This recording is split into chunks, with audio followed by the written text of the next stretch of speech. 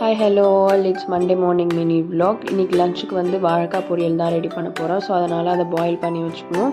So சைடில் வந்து main dish வந்து பாலக்கீரை தொக்கு. ஸோ அது வந்து அப்புறமா ரெடி பண்ணலான்னு வச்சுருக்கேன்.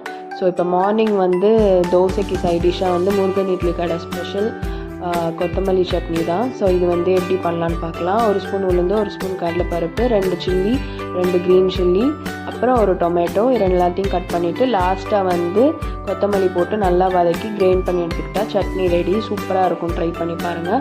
அதுக்கப்புறமா வந்து பாட்டிலில் வந்து ஆயிலெலாம் தீர்ந்துச்சு. ஸோ இந்த ஆயிலெலாம் ஃபில் பண்ணிகிட்ருக்கேன்.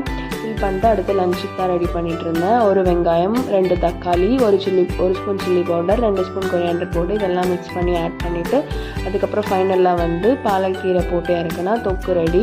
ஸோ லஞ்சுக்கு ரைஸ், பாலக்கீரை தொக்கு, வாழைக்காய் பொரியல் வச்சு சாப்பிட்டாச்சு. ஸோ ஈவினிங் டைம் டெரஸ் போய் வாக் பண்ணலான்னு போனால்